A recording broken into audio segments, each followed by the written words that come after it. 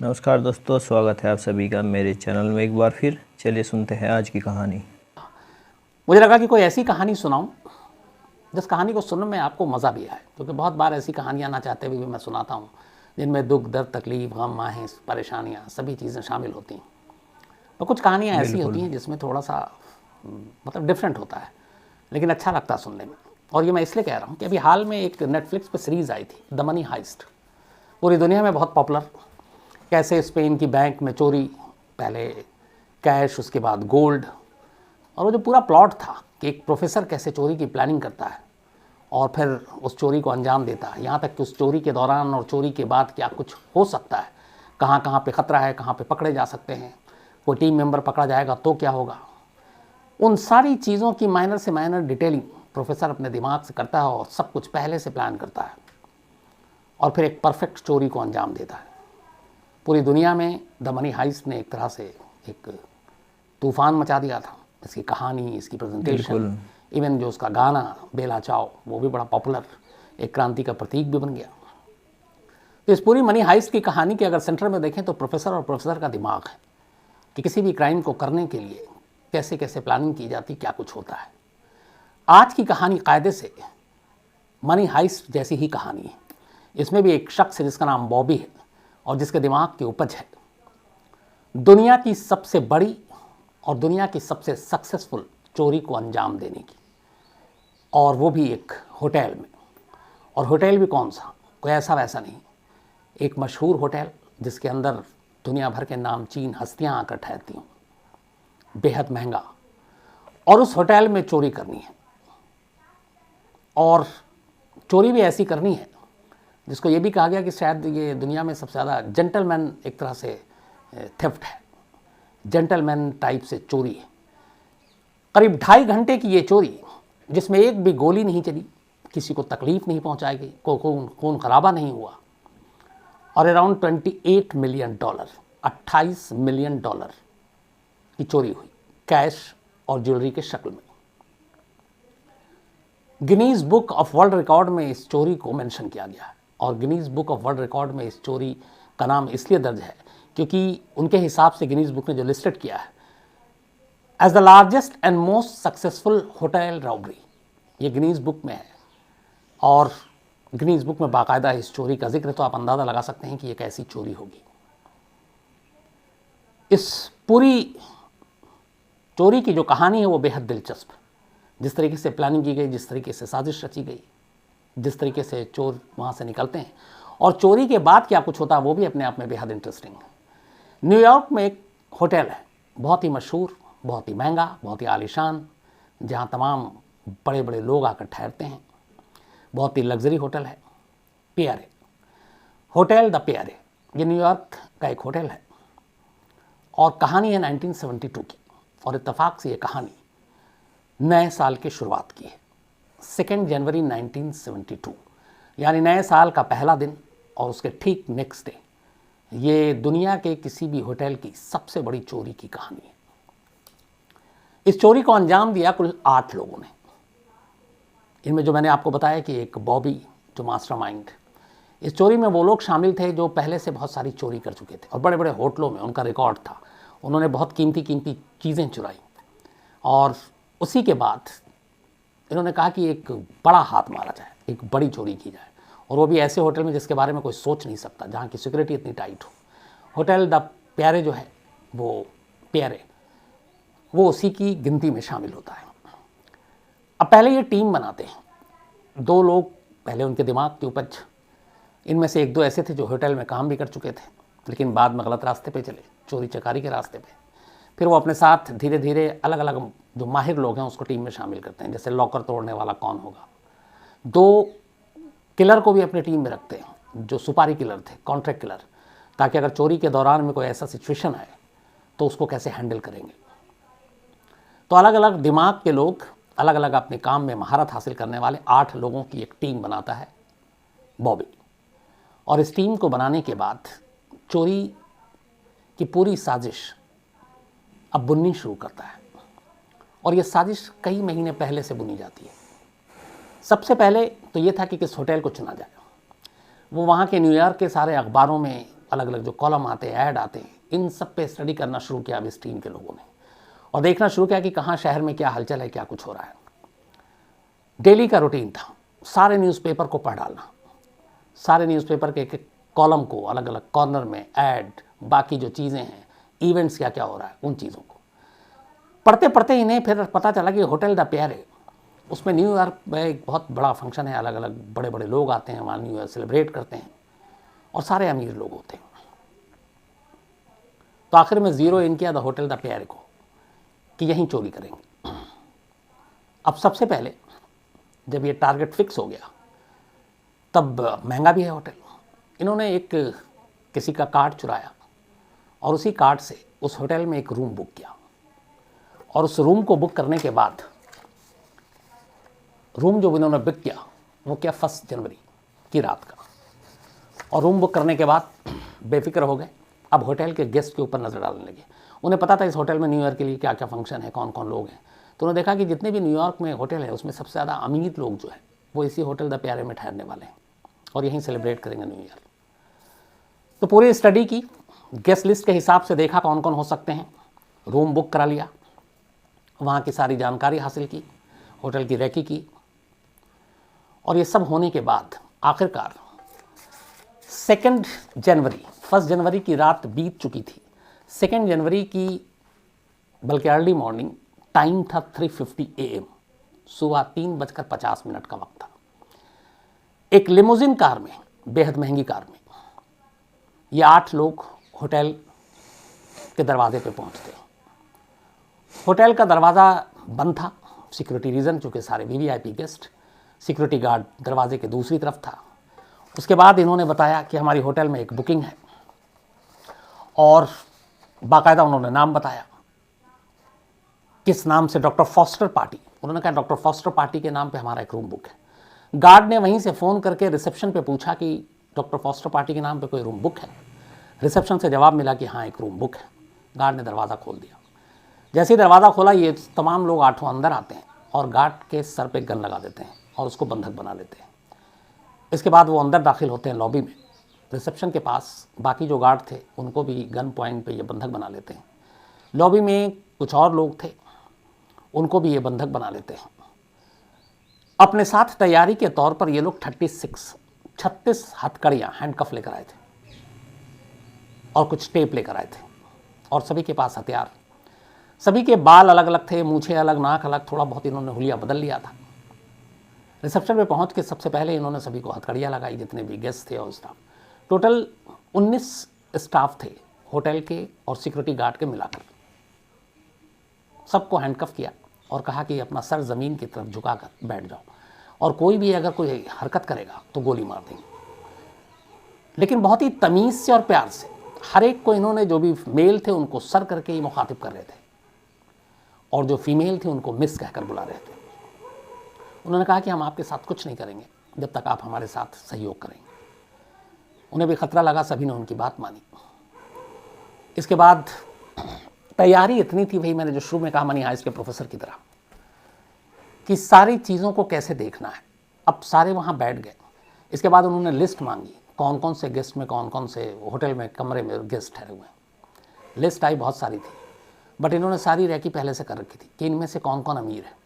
अच्छा, इस होटल में आने के बाद होटल में कैसे चोरी हो सकती है और क्या चुराएंगे, तो उसकी भी कहानी है। वो ये है कि जितने भी अमीर लोग आते, उनकी ज्वेलरी, उनके कैश वो होटल के लॉकर में डिपॉजिट करा देते।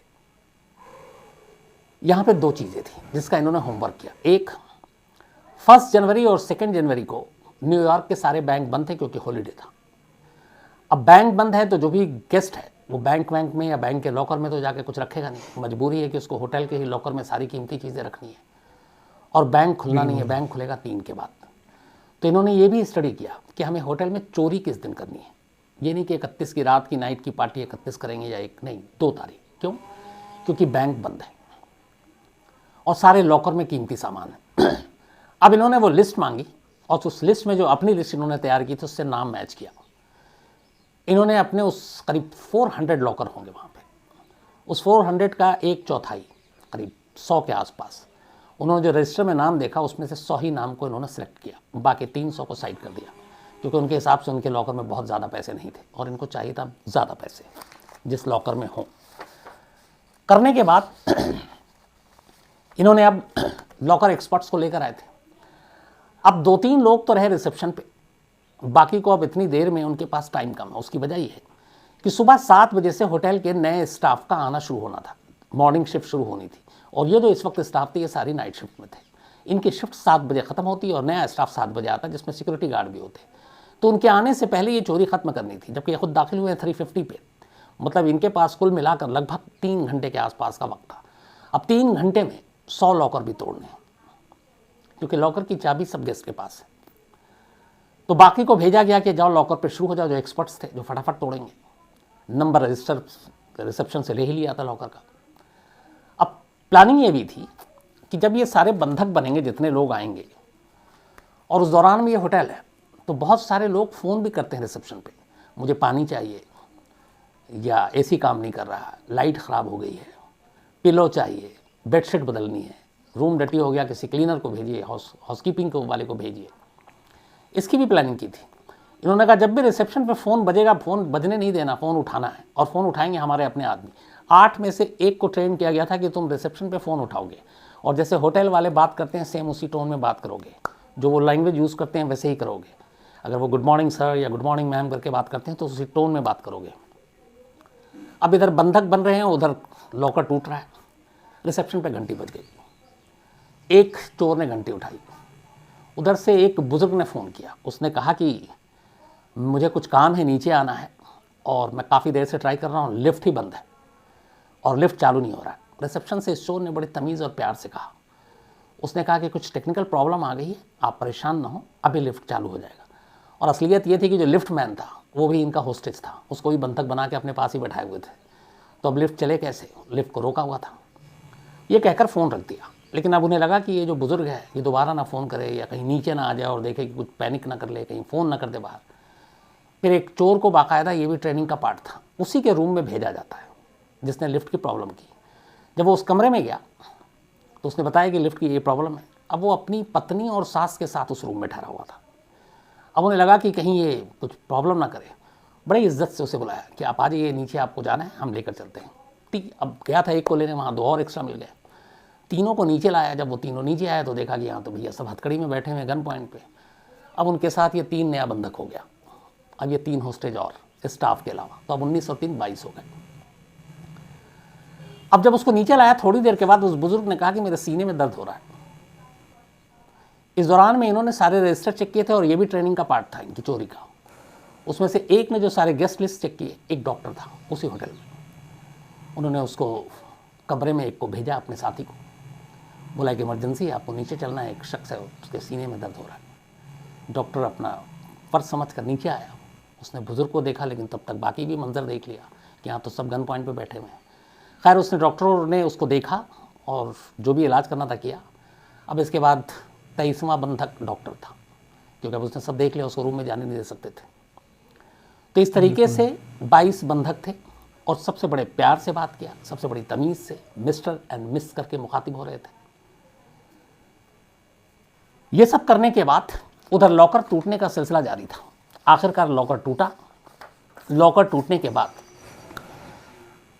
इन्होंने करीब 100 लॉकर से $28 मिलियन कैश और उसमें से ज्वेलरी, कई उसमें उस वक्त थे जो 1969 में बाद में यूएस ने बंद कर दिया, $500 के बिल्स हुआ करते थे।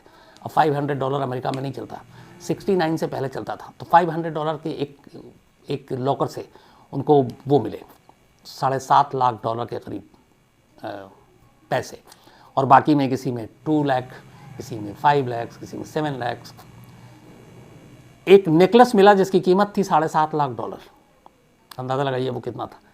ये हैरी विंस्टन डायमंड नेकलेस था ये, और ये थी एक मिस बैरोनेस वॉन लॉन्गेंडॉफ, जिनकी ये नेकलेस थी, बहुत ही कीमती, $7.5 लाख उस टाइम में 1972 में। तो कीमत करोड़ों में है। तो सारे लॉकर साफ़ किए जो टारगेट पे था। अब सुबह के बज गए 3:30। 3:30 बजे जब इशारा मिला कि सारा काम हो गया है, सारे चोर फिर से 8 इकट्ठा हुए। इकट्ठा होने के बाद रिसेप्शन पे आए। बड़े प्यार से सबसे बात की। और इसके बाद वो जितने होटल के स्टाफ थे जिनको इन्होंने बंधक बनाया था 19, उनमें से सिक्योरिटी गार्ड को छोड़कर जो रिसेप्शन पे थे या हाउसकीपिंग के थे, उन सबको $20 के बिल गिफ्ट दिए कि ये $20 का आप बिल रखिए और पुलिस को आप लोग कुछ नहीं कहेंगे, ना हमारा हुलिया बताएंगे। हालांकि वो हुलिया खुद बदल कर आए थे कि बाद में कहीं हुआ, लेकिन आप बताएंगे नहीं। और उन्होंने कहा कि फ़ोन मत करना, हालांकि जानता हूँ बाद में तुम करोगे, लेकिन थोड़ी देर बात करना। और ये कहकर बाकायदा गुड मॉर्निंग कहकर हर एक से बहुत प्यार से सारे चोर होटल प्यारा से 28 मिलियन का लूट चोरी का माल लेकर निकल जाते हैं। उनके जाने के बाद 7 बजे इस चोरी की खबर फैलती है, पुलिस तक पहुंचती है। पुलिस तक पहुंचने के बाद अब पुलिस आती है। पुलिस सारे वहाँ के जो नामचीन चोर थे उनके स्केच दिखाती है। अब चूंकि उन लोगों ने अपने नाक, आँख, बाल सब बदल रखा था हुलिया, तो कई बार सारी चीज़ें मिलाई, स्केच बनवाई गई, लेकिन कोई फ़ायदा नहीं, क्योंकि असली चेहरा किसी का था नहीं, तो वो कोई डेटाबेस में भी उनके नहीं निकला। अब इधर अगले दिन से न्यूज़पेपर में ये अमेरिका के इतिहास की सबसे बड़ी होटल की चोरी, वो भी एक नामचीन होटल की चोरी की खबर फ्रंट लाइन पर छपने लगी। पुलिस के ऊपर प्रेशर, अब पुलिस ढूंढ रही है। 28 मिलियन की चोरी का मामला है और चोरी की कहानियाँ बेहतरीन तरीके से लिखी जाने लगी न्यूज़पेपर में कि अब तक की सबसे बड़ी चोरी, सबसे सक्सेसफुल चोरी, जिसमें एक गोली नहीं चली, एक किसी को थप्पड़ नहीं मारा गया, एक खून के कतरा नहीं गिरा, और इतने ज़्यादा सब जेंटलमैन थे चोर कि उन्होंने किसी से बदतमीजी से बात नहीं की, मिस्टर एंड मिस कहकर मुखातिब किया। लेकिन 2.5 घंटे के अंदर 28 मिलियन लेकर निकल गए। पुलिस ढूंढती रही। इसी दौरान में पुलिस के एक मुखबिर से बॉबी के बारे में पता चला, वो कुछ पैसे ही ज़्यादा बांटने लगा था। तो बॉबी को 5 दिन के बाद पुलिस अरेस्ट कर लेती है। बॉबी के बाद एक और नाल्को नाम का शख्स चोर तो जिसमें शामिल था, उसको भी अरेस्ट कर लेती है। इनके पास से कुछ माल बरामद होता है, बाकी नहीं। इन 2 चोरों की गिरफ्तारी के अलावा बाकी किसी की गिरफ्तारी ही नहीं हो पाती है।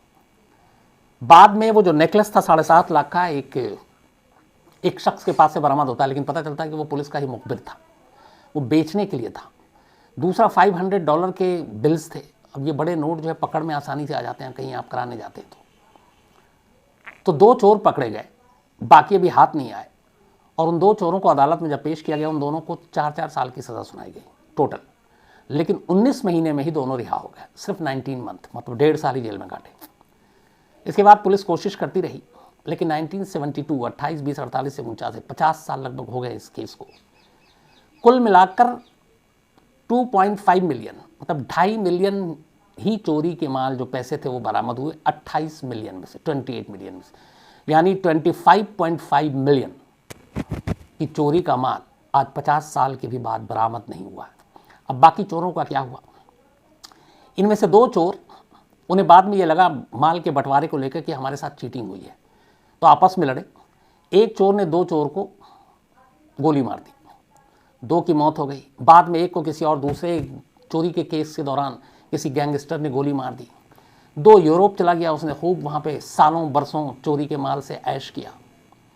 कुल मिलाकर 2 चोर जो थे वो जेल से भी बाहर आ गए, लेकिन फिर बाकी करके एक एक करके सब या तो मारे गए या मर गए, कुछ कैंसर से मर गया।